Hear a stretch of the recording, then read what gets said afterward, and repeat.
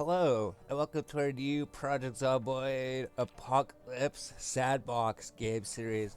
So what we're gonna do is we've been playing Apocalypse game for so long. It's like we checked our playtime. We've been playing this game for 1,550 hours.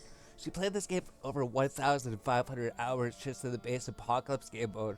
Like, you've done this thing so much where you just go rush, get all the fresh food because the power is going to go out any day. You got to find the generator. You got to get the generator skill book, hook up your generator. You got to go to the gas station to go get all your gas cans fueled up so you can keep your generator fueled. And then you have to get the freezer, set up your home base and everything. And then you're just stuck in that one base. And then the rest of the city, there's no power anywhere. We've done that so much. You can even do our last playthrough. We pretty much just did a full playthrough of Apocalypse up to the end where we just go through, kill every zombie in Mildroth, find every single skill book, and pretty much just set up a home base. We got our generator and everything. We just had unlimited food just with trapping. The rabbits are so OP if you can learn trapping and catch rabbits. So what we're going to do is go to custom sandbox mode. We're going to change a few things. So is it to make the game any easier? Like, we've been playing Apocalypse mode. It's so easy without, we know exactly what to do. But with the custom sandbox, we can actually change some things. So what we do is just go to Meldorf KY. We're still going to start here because we've been playing here for like 1,550 hours apparently. And then in the sandbox settings, you can change a whole bunch of settings here. So we're gonna leave most of the settings as a default, so you can go down here. It's just gonna be pretty much exactly the same as just playing Apocalypse game mode, except that we're going to change it so that the water never shuts off.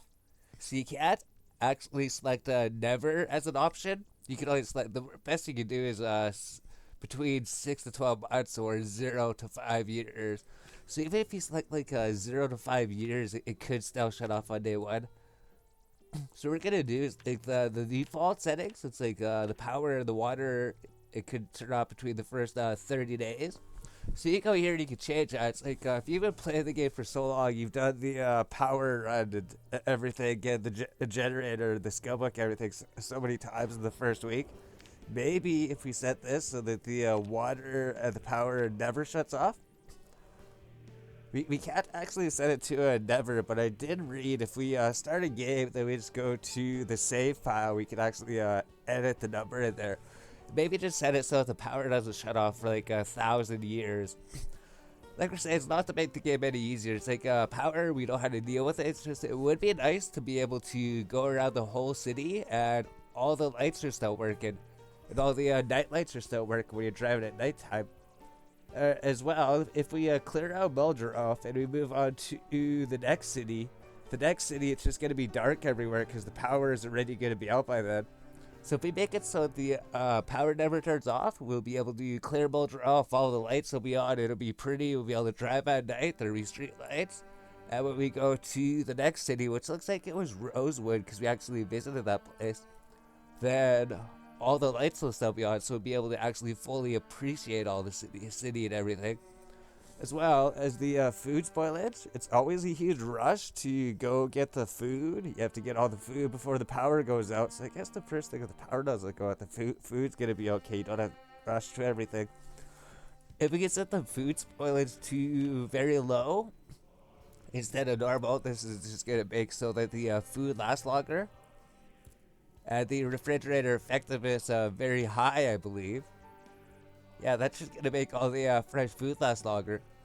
Like we're saying, it's not to make it easier. We did that playthrough. We know how to get fresh food. It's really easy to get food after the power goes out. We never use canned food or anything. We always use fresh food. So it would make it nice so we could store the food anywhere around the map. So usually all you have to do is just rush all the fresh food to your one house you're going to stay at, then all the fresh food has to stay there or else it's going to go bad. But if we play like this, we can actually use any house on the map to store food. So we can just store the food anywhere on the map, so that's going to open up a lot of possibilities. Because it does suck just being stuck in one side. Oh, so I think we're just doing these two things, and then the second thing was just the zombie population. So you just go down to advanced zombie options, and the zombies, they respawn. So it's like if you don't visit an area for 3 days, then 10% of the zombies will respawn. And then every 3 days after that, another 10% respawn. So pretty much, if you like clear an entire city and then you want to go to the other city and hang out there for like 30 days, and then you come back, every single zombie that you killed in Belgeroff will have returned. Which originally we didn't think it'd be a big problem, but it would be nice because we were driving around like every 3 days. We gotta drive around Belgrove every 3 days to stop the zombie respawns. We gotta drive around Belgrove every 3 days with the zombie so the zombies don't respawn. And it's not that big of a deal that they do respawn because we can kill them. It's easy to deal with them. There's not too many if you keep doing that.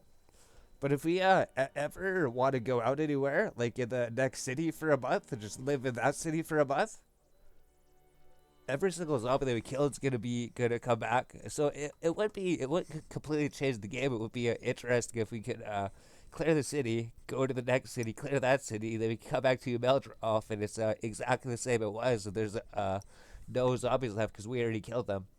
As we understand, like there is lots of zombies in the game. Because we're also thinking, like, if we could unlock the different areas, it's like, if we want to unlock a different area, we have to kill all the zombies in the area first, and then we unlock that zone, and then there's going to be no zombies there permanently. Because when we're driving around the map there to Rosewood in the last video, we noticed there's so many zombies along the road. So if we have a zombie respawn multiplier, if the zombies respawn, we could kill every zombie along the road to Rosewood.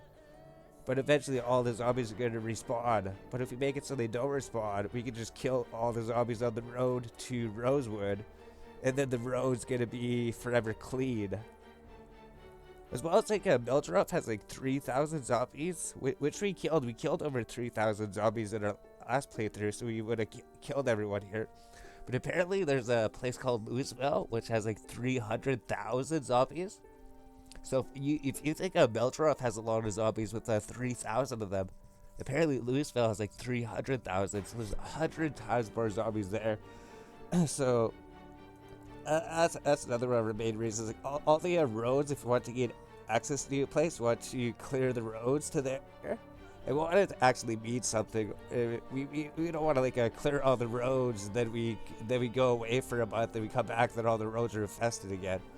I think we just want to kill every single zombie on the map. It would be impossible with that. So that's pretty much the only thing we're gonna do. I think there's one thing there. It's like the allow mini map. I don't actually think we're gonna use it. We did look into it. There is a way to hide it, so we're enabling it since it enables it, but I'm not sure we're gonna use it. I think it just gets in the way. So that's the only thing we're gonna do. So it's pretty much just gonna be a base apocalypse game mode, except that the water never turns off, the electricity never turns off, the fresh food lasts longer, so we can actually sit here, actually enjoy the game more. So it's not just a big huge rush in the beginning. Then once the power's off, there's no power. Same with this thing, the respawn. So if we clear an area, if we clear the roads to the next town, the roads will always be clear. So I think we'll do that. We'll just save here. It'll be like Apocalypse Custom. So there we go. And then we'll do that, and that'll be what we'll be playing. So everything's the default. It's just the power, electricity, food spoilage, and then just the respawns. No other changes are needed. We already looked at all these. The rest of the game is perfectly fine. So go here, we load up our character skill tree. We're still going to use the same one. It's going to be unfit, very underweight, weak, slow healer, prone to illness, and then weak stomach. And then speed demon, cat's eyes, dexterous, fast reader, outdoorsman, wakeful, graceful, inconspicuous, lucky, nutritionist, fast learner, keen hearing, low thirst, and organized. So that's going to be your skill tree. We're going to start with 0 fitness, 0 strength, very underweight. And the power is never going to go out. So that's going to completely change the entire game. That's going to completely change how the entire game works. It's not going to be that big, huge rush at the beginning. Yeah, it's foggy out. So I'm not sure how do we do. So here's the mini-map thing here, right? Here's the mini-map. It shows up. But we can close it if we want. And we're trying to figure out how to reopen it. But you actually just go here and then you just click here. It's a little button here. So if we decide not to use the mini map, we can just close it so it doesn't do anything. But oh no, I guess it's disabled by default in Apocalypse mode. I wonder if you mark pens on there. We never use the map because we never play Survivor. On Survivor, it's enabled. If we go here, mark on the map, does it like show check marks on the mini map? No, it doesn't. I thought that'd be like one good feature the mini map would have would be show the check marks you put on the map, but it doesn't. There's something about that. You can right click, you can go drink the water. The water never gonna turn off. So that's gonna be crazy. That's gonna be insane. The food in the fridge, it's gonna last longer. So we don't have to sit here and be like, oh, we gotta eat all the fresh food. We gotta go collect all the fresh food. Go collect everything. Bring it to the safe house and everything. And then just now live in the one house. We don't have to come here. And then the lights don't work. We're not gonna play this one because it's so foggy. We don't like doing start when it's so foggy like this. So that's why we're not playing this one. But it's gonna completely change the game, just changing those few settings there. So we'll do is we'll go solo Apocalypse Custom Sandbox. Then we'll just go Belcher off KY. It'll load this custom we just made. And we'll just do that. So I guess that's the first part of the video. That's pretty much the game settings we're doing. Water, electricity, food lasts longer, zombies don't respawn. I don't completely change everything about it.